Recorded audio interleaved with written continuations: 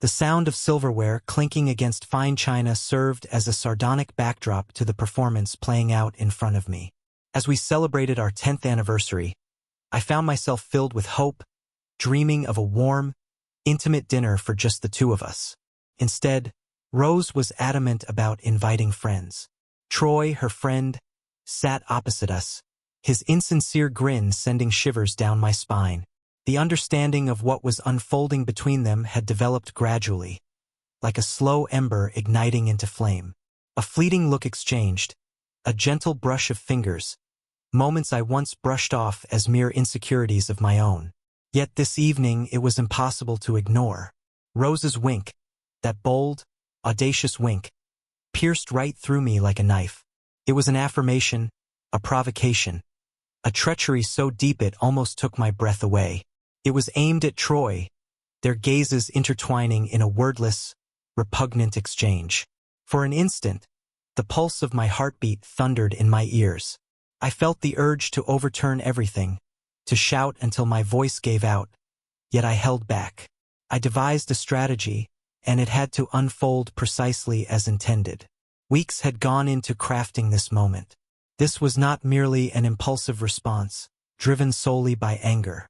This was deliberate, precise, a gradual unfolding that reflected the suffering I had been experiencing. The next gift I offered was neither the ruby necklace she must have anticipated nor any trinket to commemorate our 10 years together. I slid a small, velvet box across the table towards her. It was the very box I had chosen to present her engagement ring all those years ago. Rose's eyes grew wide.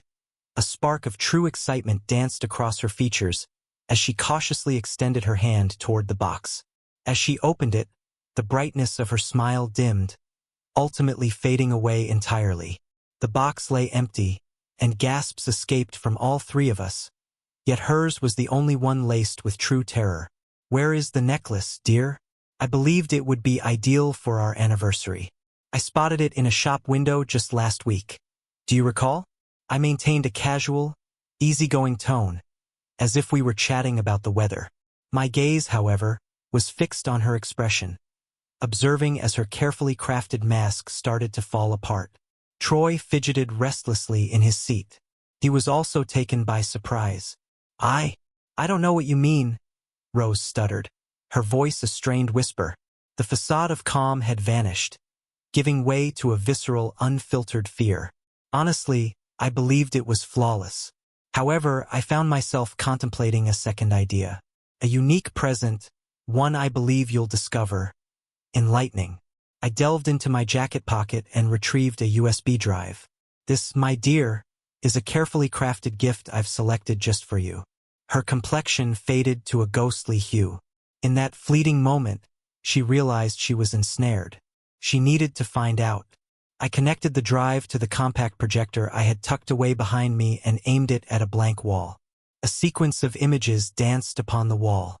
Images capturing fleeting instances of Rose and Troy together, in his apartment at her workplace, during our anniversary trip last year, which she claimed I couldn't attend and said she went with her friends instead. A video served as the ultimate blow. It was brief, lasting just a few minutes, yet it captured, in excruciating detail, the profound nature of their treachery. It was sufficient to cause her cheeks to flush and Troy to fidget uncomfortably. The stillness in the room was overwhelming. Rose gazed blankly at the wall, her complexion ashen, tears cascading down her face. Troy, who had exuded confidence just moments earlier, now stared down at his lap, as if he could somehow vanish into the tablecloth. He parted his lips to utter a word, yet silence enveloped him.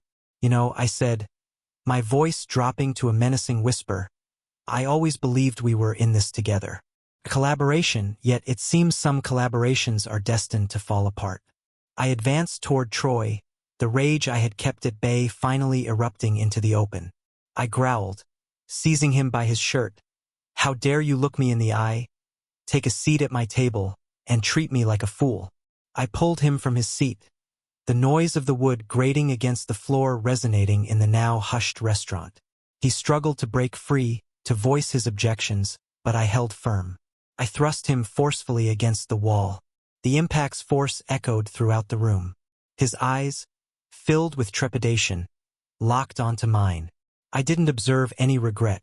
Instead, I witnessed the trepidation of a man confronting the repercussions of his deeds at last. "You're a parasite, Troy," I exclaimed. "A leech.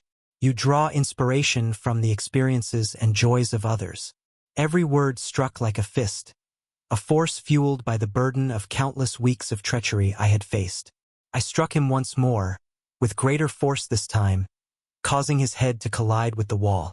He collapsed onto the ground, letting out soft whimpers.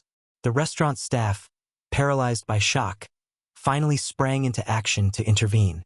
They attempted to drag me away, yet I was beyond the reach of logic.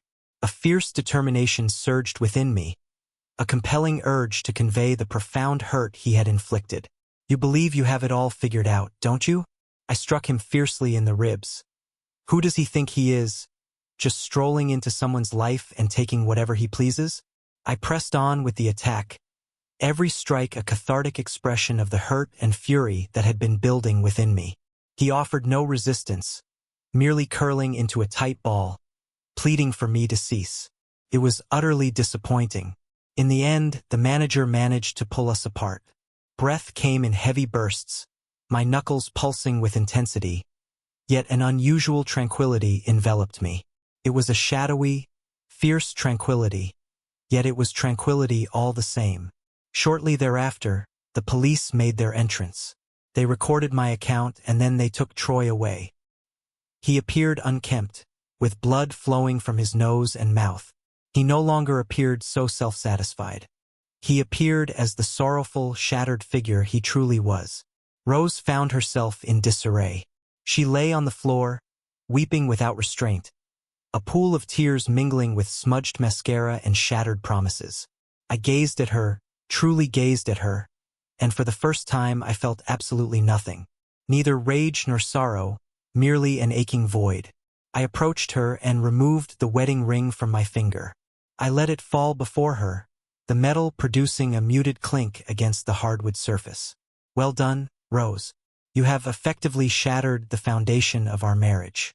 I inhaled deeply. "I'm finished." I pivoted and exited the restaurant, the quiet trailing behind me. With no plan and no destination in sight, I experienced a profound sense of freedom that had eluded me for years.